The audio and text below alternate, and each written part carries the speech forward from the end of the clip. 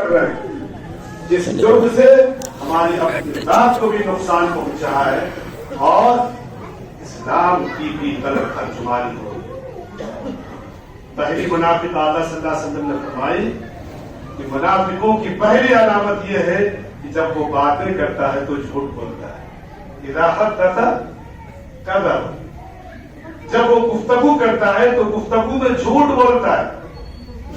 اور جو لوگ سچ اور جھوٹ کے درمیان تمیز نہ کرتے ہوں بلکہ جھوٹ اسی طریقے سے بولتے ہوں، بے باکی سے بولتے ہوں جس طریقے سے سچی بات کہی جاتی ہے، وہ منافق ہے. اس کا ایمان اس کی زبان سے اس کے دل میں اترا نہیں ہے. اسلام پر، اللہ پر، رسول اللہ پر، جنت اور جہنم پر اسے یقین کامل حاصل نہیں ہے.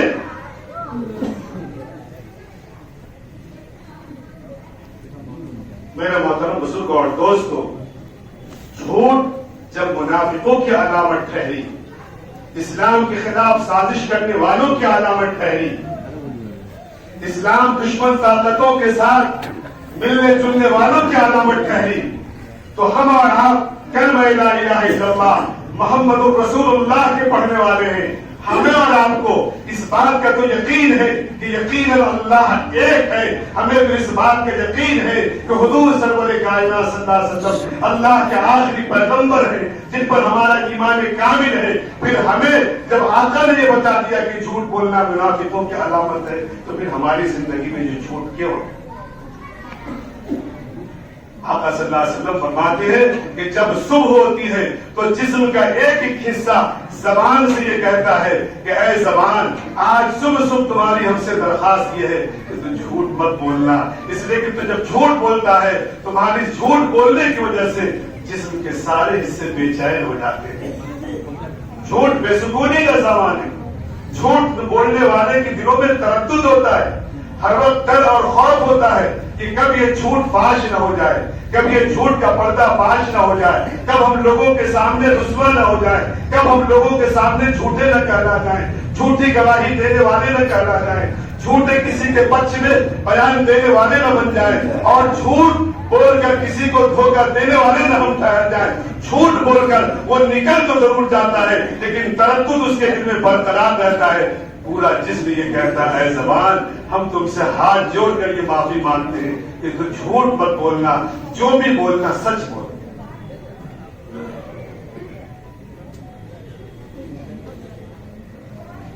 میرے محترم بزرگ اور دوستو، سچ میں عافیت ہے. اللہ کے نبی صلی اللہ علیہ وسلم فرماتے ہیں الصدق ینجی والکذب یہلک، کہ سچ جو ہے اس میں نجات ہی نجات ہے. وقتی طور پہ کچھ نقصان نظر آتا ہو لیکن جھوٹ یہ ہلاکت ہے، ہلاکت ہے، ہلاکت ہے. کہیں قرآن کریم میں اللہ نے فرمایا الا لعنت اللہ علی الکاذبین، خبردار اللہ کی لعنتیں برستی ہیں ان لوگوں پر جو جھوٹے.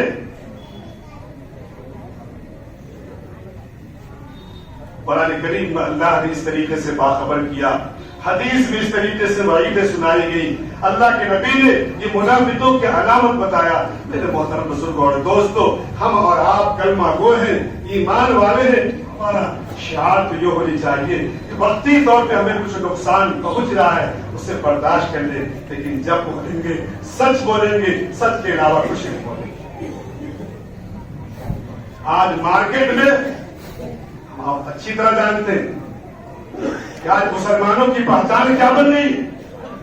لوگ ان سے کاروبار نہیں کرنا چاہتے، ان سے معاملات کرنا نہیں چاہتے، اس لیے کہ مسلمانوں کی زبان پر لوگوں کا اعتماد نہیں رہا. ہم کیا کر رہے ہیں؟ ہم کس نبی کی ترجمانی کر رہے ہیں؟ کس اسلام کی ترجمانی کر رہے ہیں؟ اپنے آپ کو کیا ثابت کر رہے ہیں؟ اور دوسری علامت حضور سرور کائنات صلی اللہ علیہ وسلم نے یہ فرمائی ہے اذا وعد اخلف. منافق کی دوسری علامت یہ ہے کہ وعدہ کرتا ہے لیکن وعدہ کو پورا نہیں کرتا، وعدہ خلافی کرتا ہے. وعدہ کرتا ہے لیکن وعدے کو وہ پورا نہیں کرتا، وہ وعدہ خلافی کر بیٹھتا ہے. ہم نے کسی کو ٹائم دیا کہ ہم اگلے 3 دنوں میں آپ کا کام کر دیں گے، اگلے 5 دنوں میں آپ کا پیمنٹ کر دیا جائے گا، اور یہ معاملہ ہمارے درمیان طے ہو گیا ہے، یہ معاہدہ طے ہو گیا ہے، اس کے مطابق ہم اپنے معاملات کو طے کر لیں گے، یہ باتیں آپس میں طے ہو جاتی ہے، اس کے باوجود ہم لوگ معاہدے کی خلاف ورزی کر رہے ہیں، وعدہ خلافی کر بیٹھتے ہیں۔ اللہ کے نبی سرور کائنات صلی اللہ علیہ وسلم کی زندگی کو ہم کبھی دیکھیں کہ ملاقات کا وقت طے ہو رہا ہے، سامنے والا نہیں آ رہا ہے، 24 گھنٹے گزر جاتے، یہاں تک کہ 48 گھنٹے گزر جاتے ہیں، لیکن آقا صلی اللہ علیہ وسلم وہی موجود ہوتے، یہاں ملنے کا وعدہ ہوا۔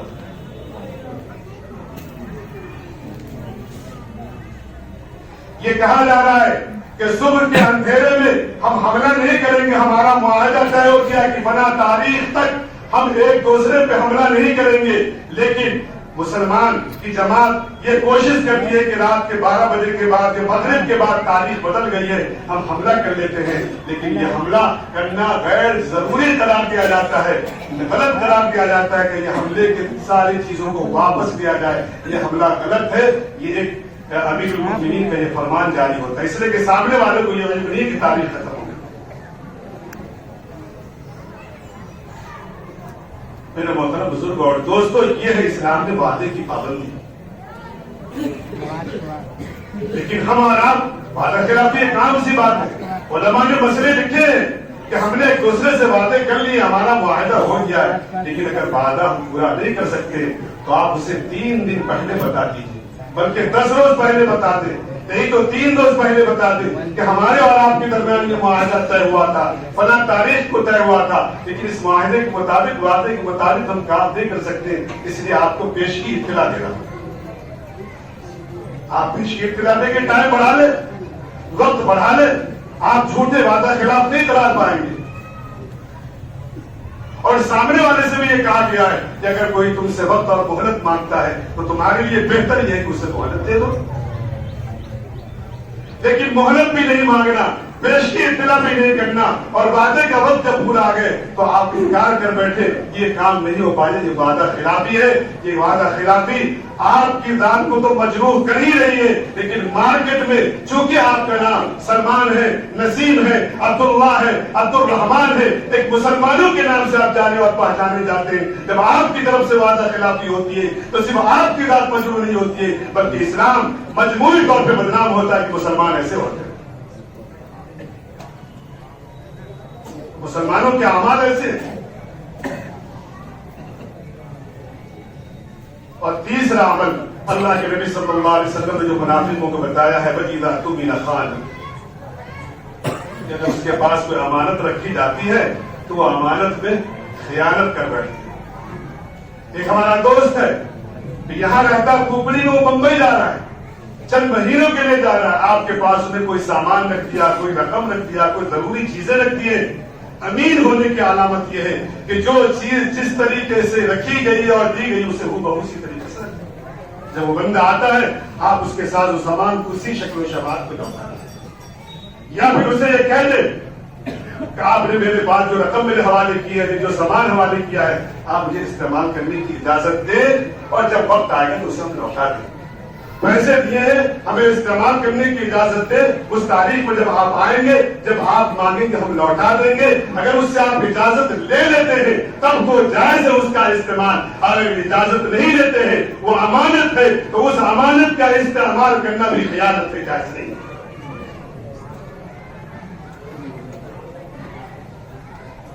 آج تو میرے محترم بزرگ اور دوستو، امانت کا استعمال تو چھوڑیے، امانت کو لوگ ہڑپ ہی کر جاتے ہیں، اور ایک پہچان بن گئی مسلمانوں کی، جو ان کو امین نہیں سمجھتا، امانت دار نہیں سمجھتا، اپنے کوئی ضروری سامان کو اس کے پاس رکھنا نہیں چاہتا، یہ مارکیٹ میں آپ کی ویلو ہے۔ اور یاد رکھیں، جب انسان اس زمین پہ اترا ہے، اللہ نے اسے پیدا کیا ہے تو اسے ہر طرح کے لوگوں سے سابقہ پڑے گا، ہر لوگوں سے اسے ملنا جلنا ہوگا، کاروبار کرنا ہوگا، ضروری تبادلہ خیال کرنا ہوگا، اس لیے کہ اس زمین پر رہنے کے لیے آپ کو ان سارے کاموں سے گزرنا پڑے گا۔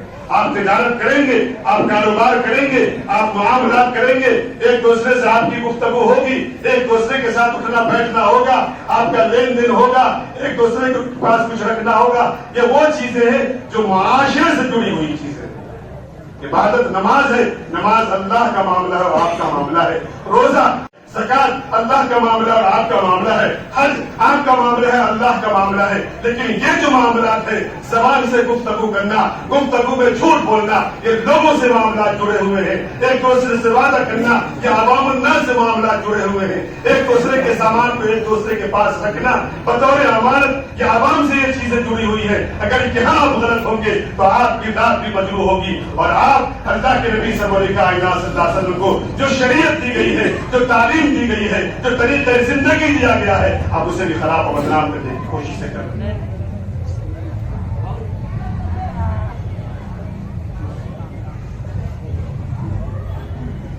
ایک تو اسلام دشمن طاقتیں یہ کوشش کر ہی رہی ہے کہ مسلمانوں کا بائیکاٹ کرو، ان کے ساتھ تجارت مت کرو، ان کے ساتھ لین دین مت کرو، ان کی دکان میں خریداری مت کرو۔ ایک تو اسلام دشمن طاقتوں کی کوششیں ہو ہی رہی ہیں، اور ایک ہم ہیں کہ ہم خود اپنے اخلاق، اپنے کیریکٹر اور اپنے معاملات سے خود اس کی نظر میں دور ہوتے ہیں۔ اگر ہم اچھے ہوں، اگر ہمارے معاملات اچھے ہوں تو بہکانے والے کتنے بھی بہکا لیں، لیکن وہ بندہ گواہی دے گا کہ میرا پڑوسی مسلمان ہے، وہ سچا ہے، میرے فلاں مسلمان سے کاروبار ہے، وہ وعدہ خلاف نہیں ہے، فلاں مسلمان کے پاس میں امانتیں رکھتا ہوں۔ اس کا حال یہ ہے کہ جس شکل میں جو پیسے دیے جاتے ہیں، جو سامان دیے جاتے ہیں، جب میں کہیں مہینے کے بعد بھی لوٹتا ہوں وہی بیاہی سامان میرے حوالے کر دیے جاتے ہیں۔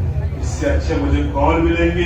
تم ہزار باتیں کرو لیکن اپنے مسلمانوں سے دور ہونے والے نہیں ہیں، ہم اپنے بھائیوں سے کاروبار کو توڑنے والے نہیں ہیں، ہم ان سے معاملات کو ختم کرنے والے نہیں ہیں۔ وہ بھی ہمارے ہندی وطن ہے، ہم بھی ہندوستانی ہیں، ہم معاملات کرتے رہیں گے، کاروبار کرتے رہیں گے۔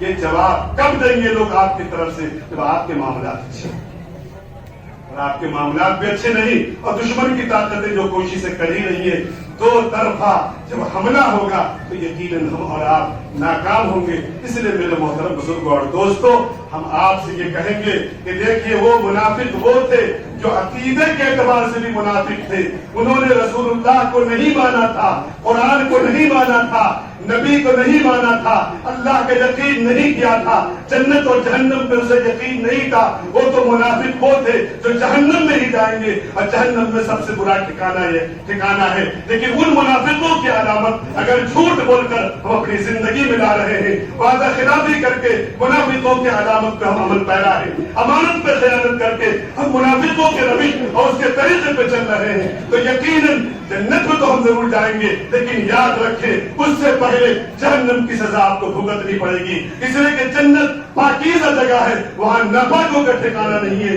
جہنم میں ڈال کر جس طریقے سے سونے کو آگ کی بھٹی پر دبا کر صاف کیا جاتا ہے، تب جا کے وہ سونا اس لائق ہوتا ہے کہ وہ زیور کی شکل میں گردن میں آئے، اور ہماری خاتون کے لیے وہ ایک جو ہے زینت کا سامان بنے۔ بالکل اسی طریقے سے اگر ہم نے اپنی زندگی کو ان گناہوں سے پاک نہیں کیا تو اس ناپاکی کے ساتھ جنت کا ہم مستحق نہیں ہو سکتے، جہنم کی آگ میں تپایا جائے گا۔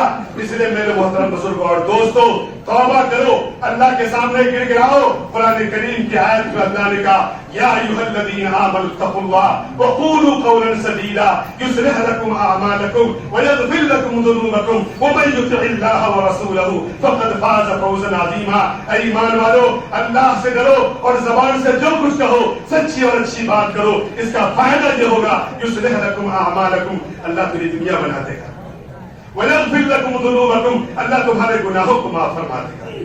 وَمَن يُطِعِ اللَّهَ وَرَسُولَهُ فَقَدْ فَازَ فَوْزًا عَظِيمًا، جو اللہ کی اطاعت کر لے، رسول اللہ کی اطاعت کر لے، اس نے بڑی کامیابی حاصل کر لی۔ انشاءاللہ اطاعت اللہ اور اطاعت رسول اللہ سے انشاءاللہ ہم کامیابی اور کامرانی حاصل کر سکتے ہیں۔ اللہ تعالیٰ ہمیں اور آپ کو عمل کرنے کی توفیق فرمائے۔ وآخر دعوانا